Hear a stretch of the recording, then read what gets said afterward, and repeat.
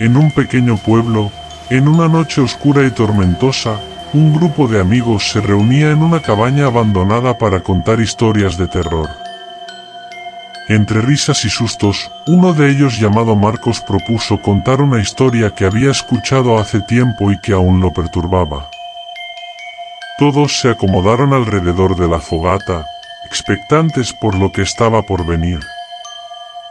Marcos comenzó a relatar la historia del Chavo del Ocho, un programa de televisión querido por muchos, pero que ocultaba una oscura verdad detrás de sus personajes.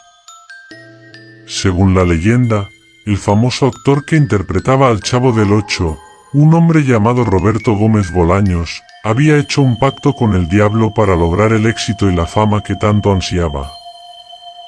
A medida que avanzaba la historia, Marcos detallaba cómo una vez que el pacto fue sellado, el programa comenzó a tener un impacto negativo en la vida de todos los que estaban involucrados en él. Los actores sufrían extrañas enfermedades, accidentes misteriosos y parecían ser perseguidos por una sombra siniestra que los acechaba a cada paso. Pero lo más perturbador de todo era la audiencia del programa, que parecía estar bajo un hechizo que los obligaba a seguir viendo el Chavo del Ocho una y otra vez, a pesar de los horrores que ocurrían en el set. Se decía que aquellos que intentaban dejar de ver el programa eran visitados por una figura fantasmal que los perseguía en sus sueños, con ojos vacíos y una risa macabra que resonaba en sus mentes. Los amigos escuchaban con fascinación y temor la historia de Marcos, sintiendo como la atmósfera de la cabaña se volvía cada vez más opresiva y siniestra. De repente, un ruido atronador resonó por todo el lugar, haciendo que todos saltaran del susto. Al mirar a su alrededor, se dieron cuenta de que las sombras bailaban en las paredes, tomando formas ominosas que los llenaban de terror.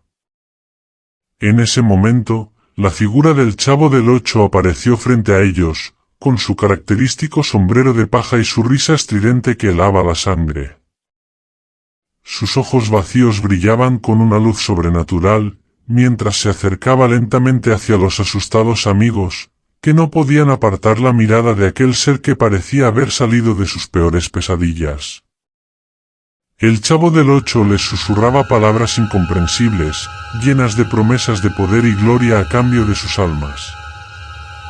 Los amigos se llevaron las manos al rostro, intentando protegerse de aquella presencia maligna que los acechaba desde las sombras. Pero era inútil, el Chavo del Ocho los tenía atrapados en su hechizo, condenados a ser parte de su macabro plan por toda la eternidad. Desesperados, los amigos buscaron una forma de escapar de aquel terrorífico destino, pero el Chavo del Ocho los tenía acorralados, riendo con una malicia perversa que les helaba la sangre. De repente, una voz resonó en la cabaña, haciéndolos estremecer de miedo. Era la voz de Roberto Gómez Bolaños, el actor que había sellado el pacto con el diablo y que ahora los condenaba a un destino peor que la muerte misma. Los amigos cerraron los ojos y se aferraron unos a otros, rogando por su salvación mientras el Chavo del Ocho los rodeaba con su presencia siniestra. De repente, todo se volvió oscuro y silencioso, como si el tiempo se hubiera detenido en aquel momento de horror supremo. Al abrir los ojos, los amigos se encontraron de nuevo en la cabaña abandonada, con la fogata apagada y el chirriar del viento como único sonido en la noche. La figura del Chavo del Ocho había desaparecido, dejando tras de sí un rastro de miedo y desesperación que los acompañaría por el resto de sus días.